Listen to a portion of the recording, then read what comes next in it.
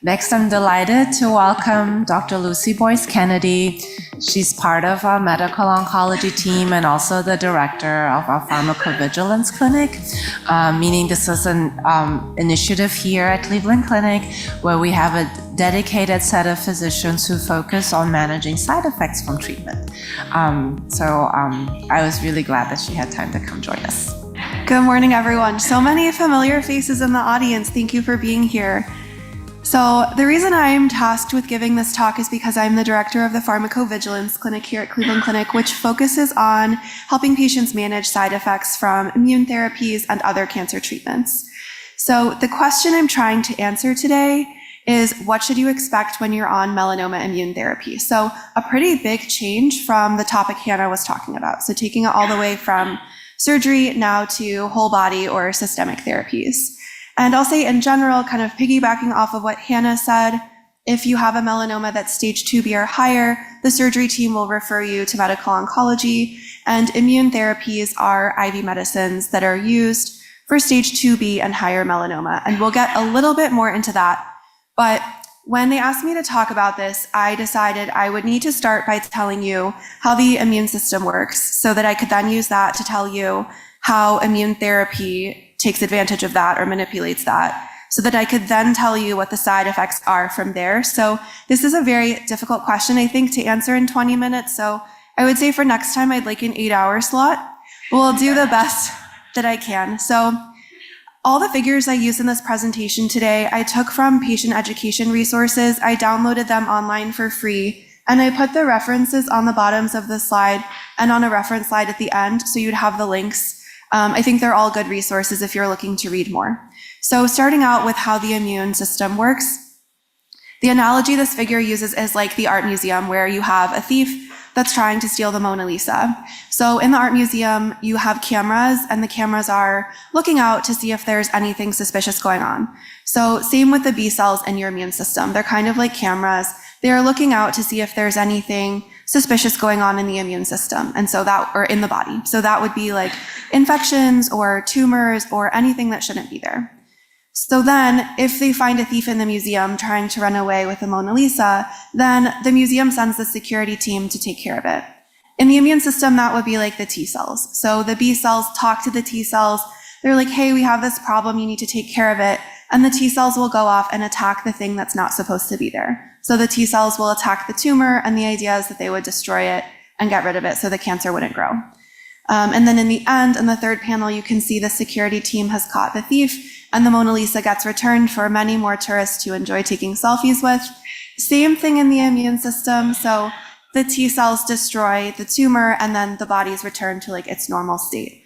So now that we had a fun analogy, we have these really intense immunology figures. So it's one or the other, something everyone can understand, or I'm trying to explain to you these immunology figures, but I'll do my best. So this is how the T cell knows exactly what it needs to attack. The purple hairy thing on the left, that's a dendritic cell. And you see the hairy fingers coming out of it. You can think of them as like, they're kind of sticky. They see the tumor or they see something that shouldn't be there, and they like stick to it and they collect little things off of the surface. So I don't know if I have a pointer, but in the dendritic cell, there's those like green dots in the bottom left, and it's like collected those from the tumor. It then takes the green dots and it displays them to the T cell. The T cell is the big green thing on the right. It displays them to the T cell. So it's like, hey, I picked this up. It shouldn't be there. Can you go attack it? So that's how the T cell knows exactly what it needs to do. So the medications we're going to be talking about for melanoma, they're called checkpoint inhibitors, and that's because they work on something called immune checkpoints. We'll talk about a little what that is on the next slide. But I did want to give you a list of the medications that are FDA approved for melanoma. They fall into different categories. I've listed the categories here, and I would just say the categories, they tell you kind of exactly where in these signaling pathways the specific drug will work. So we have 3 categories. The first one is anti-PD-1 or PD-L1 antibodies.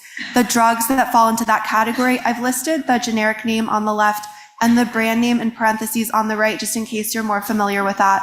So those are pembrolizumab or Keytruda, nivolumab or Opdivo, and atezolizumab or Tecentriq. We have an anti-CTLA-4 antibody, that's ipilimumab or Yervoy, and you'll usually see that used in combination with nivolumab from the first category. And then finally, we have an anti-LAG3 antibody. That's relatlimab. That's the newest one. And the only way that you'll see that given is in combination with nivolumab. They're in the same bag. And the brand name for the combination of those two is Opdualag. So why are they called checkpoint inhibitors? Or what is an immune checkpoint? So the checkpoints are a system of checks and balances that the immune system basically has built in. And you need these. So the immune system, like literally everything in medicine and probably a lot of things outside of medicine too, it's like Goldilocks. You need it to be not too hot, not too cold, but just right. So if your immune system is too hot, it never turns off, then your immune system is going to start attacking your normal organs. You'll get inflammation. You'll essentially, like, your immune system will destroy yourself, and you don't want that. But if it's too cold, then it's not going to attack the things that it needs to attack, and you'll get like infections and tumors and things like that. And so immune checkpoints are basically this system the immune system has built in so that you attack the things, or so that it attacks the things it needs to attack, but doesn't attack your normal organs. So exactly like Goldilocks, basically, the immune system needs to get it just right. And now I'm showing you the more detailed immunology level figure. So this is a more detailed description of how the immune therapy medications work. And I have on the left panel, that's how ipilimumab works. And then on the right panel, that's how the PD-1 antibodies, so pembrolizumab, nivolumab, and atezolizumab, that's how they work. I'll go through from left to right. So you're looking at the same dendritic cell and T cell. And I think the real concept here is that the T cells have to go from inactive to active. And then when they're active, if you want them to attack the tumor, they have to stay active. They have to keep attacking. So looking at the left, the red thing, I wish I had a pointer, but the red thing coming out of the T cell on the left panel, that's CTLA-4. And that's sort of like a built-in break. And ipilimumab works there. So the T cell basically, to become active, it needs 2 go signals. And CTLA-4 is a break. But when you block that break, then the T cell keeps getting these go signals. And so you keep taking your inactive T cell and letting it become active. And so that's how you generate this T cell population that can attack the tumor. Then on the right panel, we have pembrolizumab, nivolumab, and atezolizumab. So this is how PD-1 and PD-L1 antibodies work. You have this active T cell. When PD-1 and PD-L1, the red and the purple, when they attach to each other, then you stop getting this activation. The T cell can essentially like turn off or go to sleep or stop this immune response. When you block that, you're kind of taking off that stop sign and you're letting the T cell stay active and like keep doing its job to attack the cancer. So after all of that, that brings us to the question that I was actually supposed to answer today, which is, what should I expect when I'm on melanoma immune therapy? And I hope I'll show you why I really need 8 hours to answer this question, because I would say the short answer is that we don't really know. So immune therapy side effects are related to this balance that I told you about, where you are taking this T cell population that you have, you're using your T cells to attack the tumor. And I told you it's kind of about Goldilocks, about being not too hot, not too cold, but just right. But in a lot of patients, we'll see inflammation. So we'll see that immune response against the cancer, which is what we want to see. But we can also see an immune activation or inflammation in your normal organs. So we'll talk in some more detail about what exactly we see, kind of what the most common side effects are and what the timeline of that looks like. But generally speaking, I chose this picture of dice because when I start someone on immune therapy, I don't know if the immune therapy is going to work for them. And I also don't know what side effects they're going to get. So some of my patients will have no side effects and others of my patients will have many side effects. And I don't know when I'm talking to someone where on that spectrum they're going to fall. So we'll start with this figure. I took this picture from the patient resource. I linked it on the bottom and I liked it because it just shows some of the most common side effects that we see. I'll back up a little bit and say that before you start on immune therapy, generally speaking, what I do, and I think what most of my colleagues do as well, is we'll tell you what we think the risk is that you would get a side effect. So the immune therapy side effects, they are this spectrum of inflammation that you can get anywhere in your body. And the reason you can get that is because of the immune activation that we're causing against the cancer. The name for these side effects is immune-related adverse events, or IREs, and that's the word on the top right. That's like a new vocabulary word.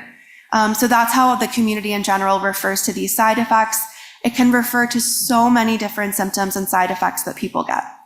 When we are talking to people about melanoma immune therapy before we start you on treatment, we usually will tell you what we think the risk is that you'll get an IRE. And that will depend on what medication that we're using. So it's really hard to give kind of a one-size-fits-all of, what I would counsel you without knowing exactly what we would recommend, but I'll give you some ballpark numbers. So when I start someone on just PD-1 antibody, say I'm starting someone on nivolumab or pembrolizumab alone, I generally tell them there's about a 10% risk, about 1 in 10 people will get a significant side effect, a significant IRE from those medications. The risk goes up as you add a second drug. So if we're using a combination, if we're doing nivolumab and relatlimab or Opdualag, I usually tell people that risk is about 20%. And then if I'm using the older combination, the ipilimumab and nivolumab or Opdivo and Yervoy, the risk of that will depend on the doses we're using, but that risk can go up to even 50 or 60%. And so the risk is something that your doctor should be able to counsel you about before you start on the immune therapy, and that can kind of help you know how high risk we think the treatment is. So this slide goes through a lot of the organs where we most commonly see inflammation. So this is a nice outline to kind of help people know what's the most common, but it's not an exhaustive list. So in theory, we can see inflammation in your body at any time, anywhere. The most common, I'll start with skin. Skin is the most common immune-related adverse event that we see. This usually looks like rash, or itchy skin. Another thing we'll see very often in melanoma, we're trying to target melanoma cells which have pigment, they're black. And the normal cells in your skin have pigment too, and we can sometimes see that go away. So patients will get something called vitiligo, it says that on the slide, where they'll get like white patches on the skin. A lot of people will come to me and say, why are my eyelashes white all of a sudden? We see that all the time. I know some of you in this room have told me about your white eyelashes. That's very common. The next thing that we see a lot of times are endocrine side effects. So the slide lists kind of examples. The thyroid is the most common. So we'll see inflammation in the thyroid. We'll also can see inflammation in the pituitary gland. Something that's unique about endocrine side effects. So when I talk about IREs in general, for the most part, they're reversible. So if they're serious, and we'll talk about treatment on the next slide, or maybe 2 slides from now, if they're serious, we'll give people steroids, and usually the steroids will reverse that inflammation. But the endocrine side effects are unique because they're often permanent. So if you were to get thyroid inflammation, this is actually very common. So we see thyroid inflammation in about 10% of people, about 1 in 10 people that will get a PD-1 or PD-L1, so people that get nivolumab or pembrolizumab. When that happens, we'll start a thyroid hormone replacement. So this is a pill, you take it once a day. It's levothyroxine, or the brand name is Synthroid. And that is something that our patients, I tell them generally will have to stay on for the rest of your life, even after stopping treatment. And that's something that's unique about the endocrine side effects. Other side effects listed here, so we really commonly will see GI side effects, so diarrhea. Colitis just refers to inflammation in the colon. That's very common. And then liver inflammation as well. Also very common, I would say typically we pick that up on blood work. So we do check your labs, including your endocrine labs, your kidney and liver function, your blood counts before every treatment to make sure that it's safe to continue on with the treatment and to see if you're having any side effects. And then the final side effect listed here is lung inflammation, and the medical term for that is pneumonitis. That can lead to symptoms like shortness of breath or cough or fevers. And I know Hannah in her talk talked a lot about how you know your body better than any of us. You know if something is going on. You know if there's something that you're worried about.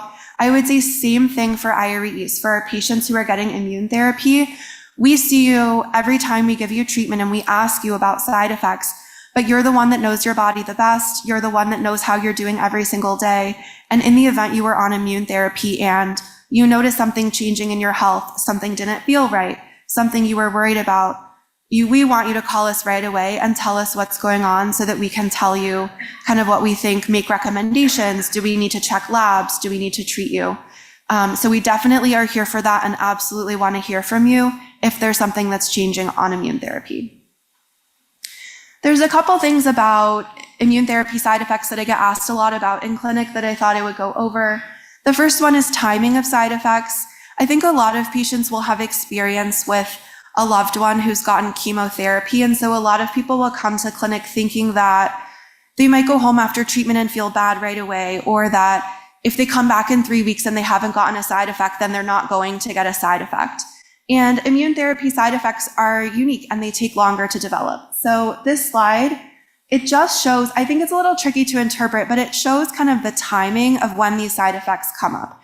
And I think what I would say as a general rule is that immune-related adverse events, when they happen, tend to happen weeks within up to the first few months after starting immune therapy. So it's really common for people to go home after the infusion and have some fatigue that day or the next day. But the actual most common timing of getting a really significant side effect is usually after a couple of weeks or even after a couple of doses. So on the left, you can see the timing for the most common, that's skin and GI, like the bowel side effects.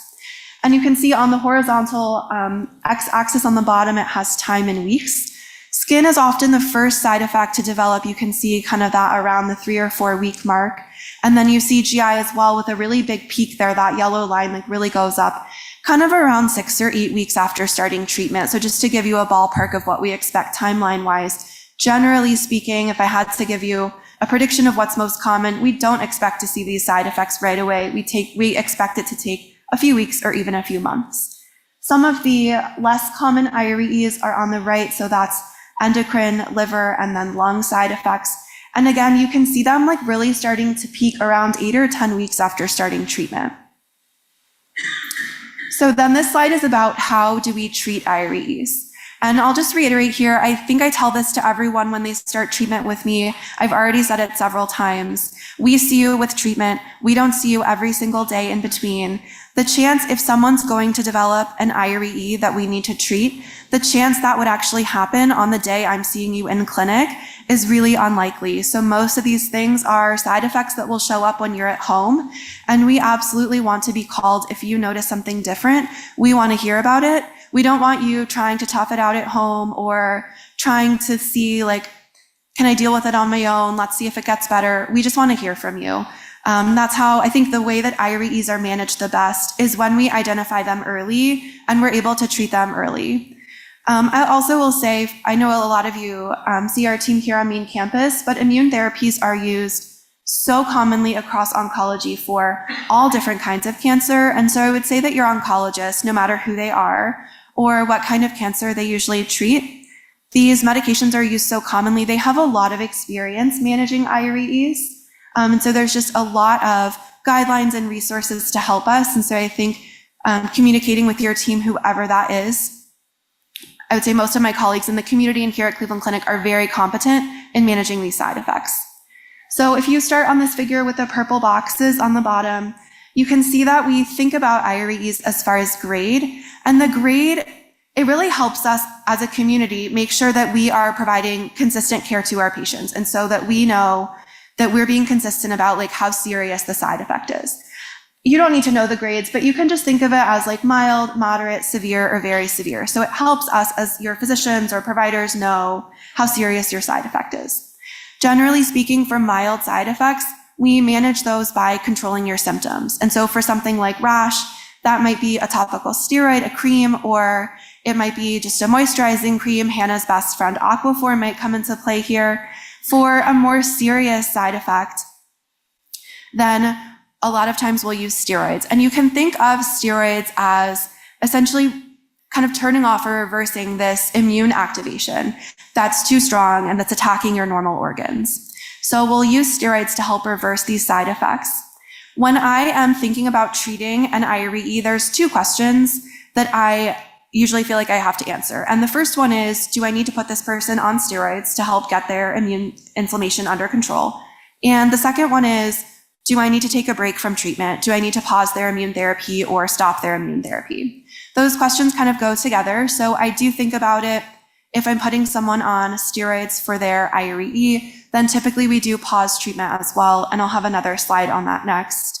As far as what to expect with steroids, I think we do try to minimize how much steroid we have people on and for how long, but we also know that if we take you off of steroids too quickly, then the side effects can come back, the IRE can come back. So I would say generally I would expect, again, really hard to give you a one-size-fits-all answer. Do my best to give you kind of a framework of how I think about it. I usually will do high-dose steroids, and so that means like 1 milligram per kilogram of prednisone. For an average-sized person, that might be 80 or 100 milligrams of prednisone a day, which is a high dose. And if you were being started on steroids for an immune therapy side effect, then I would have the expectation of being on steroids at least 4 to 6 weeks to allow the immune activation enough time to cool down so that as we taper the steroids, we feel confident that the inflammation won't come back.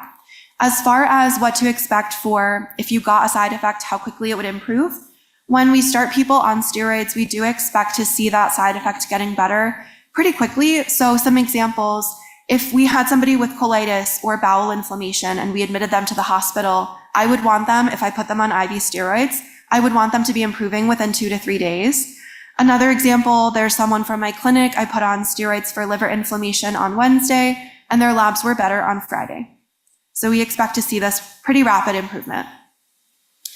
So when I was a trainee, I guess sort of pun intended with the training wheels, somebody in my mentor's clinic said something like immune therapy is like training wheels for my immune system. And I really love that. And I think I'll just be using it for the rest of my career, but I can't credit them because I don't remember who they are. But I think this is really important. When we are starting people on steroids for side effects, there is a lot of concern a lot of times in clinic about, well, if we're stopping my treatment, does that mean that it's going to stop working? Is this a bad thing? Is it a bad thing that we had to start steroids? Is it a bad thing that we had to take a break from immune therapy? And I think it's important to know that I actually don't think of it that way. So this is where the training wheels analogy comes in. So the immune therapy can kind of teach your T cells what to do. And so that's like the training wheels. The T cells can then remember that potentially for a long, long time, even after we stop treatment. So we know that for melanoma, these immune therapies can work for a very, very long time. And for some patients, even one dose, like there are patients in our clinic who've gotten only one dose of immune therapy, and that was enough.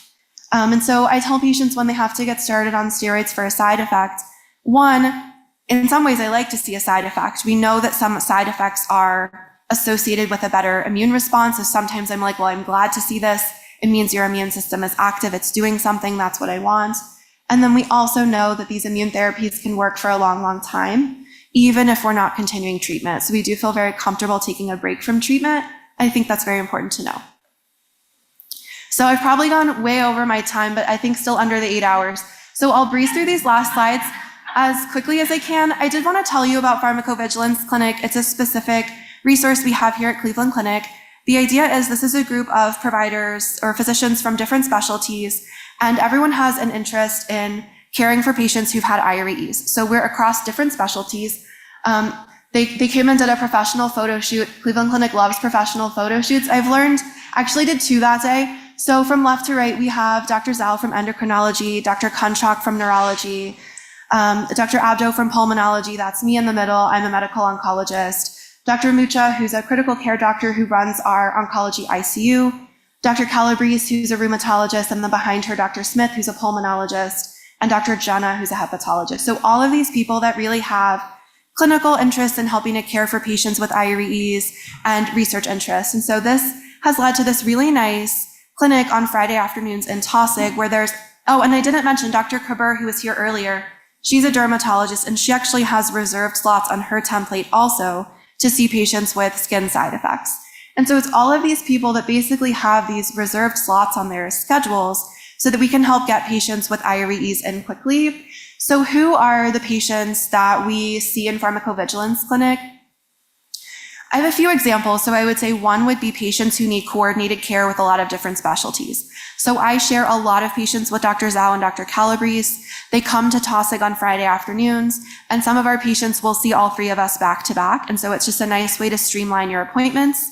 And then the other patients who I think are really good patients to be seen in this clinic are patients who have more difficult to manage IREs or more difficult to diagnose IREs. So a lot of IREs, say that you have really straightforward colitis and we put you on steroids and you get better. That's great. But a lot of people will have really complicated IREs. We can't quite figure out, what organ exactly is involved, or you have multiple organs involved, or we've given you a lot of different treatments, but you're still having symptoms. Some people will have longer lasting IREs. So these are patients that I think really can benefit from the pharmacovigilance clinic. I have 2 examples for you, and then I'll stop. So the first one is just a schedule from a patient who sees me and Dr. Calabrese and Dr. Zhao, and I just showed you his schedule so you could see he saw the 3 of us on the same day within like 90 minutes. It's a pain to come downtown. It's a long drive. You have to pay for parking, etc. So seeing all of us on the same day is really nice for our patients. It's also nice for me selfishly. If I have any questions about you, your other doctors are sitting next to me and I can ask them. So I really like that. And then this is an example case just of somebody that was having an IRE that was a little more difficult. This was a young person who got chemotherapy and pembrolizumab for lymphoma on a clinical trial. They started getting, I didn't make the slide for a patient audience. So arthralgias are like muscle and joint pains. They started getting muscle and joint pains so bad they actually couldn't walk. They had to move back in with their parents. This was going on for like months. They came to pharmacovigilance clinic. They were like, I just don't quite know what's going on. We thought this was from immune therapy. We started them on prednisone and sent them to rheumatology. Dr. Calabrese sees them. Within like a month when they went to rheumatology, they were already better on steroids. She put them on another medicine called tocilizumab. And then about 2 months after their initial pharmacovigilance referral, she saw them back. They said their joint pain was 2 on a scale of 1 to 10, and they were basically back to their baseline. So just a nice example for patients that can really benefit from this kind of model. And then I didn't have a place elsewhere in my presentation to include this. I did want to highlight this resource for you as well. This is from AIM with Immunotherapy. And this is kind of patient worksheets to help you know what to look for and kind of when to call your doctor. I thought these were really nice. They're screenshots. They're just a few examples. This one is for lung and breathing and then diarrhea and stomach. And I liked it because they list the side effects. It's a worksheet. So this is like many pages, but I only showed you 2. So it gives you symptoms and then it tells you when you call your doctor, what should you tell them? So for example, like when did you first notice the changes? Like what do your stools look like? Are you bleeding? Things like that. What are some red flags? So really helpful kind of resource for you to have, and the website is here. And then finally, these are the references I used. I listed the links here. I downloaded them all for free online at those links so that if you're interested in reading more, you should have access to those as well. And thank you everyone for your attention.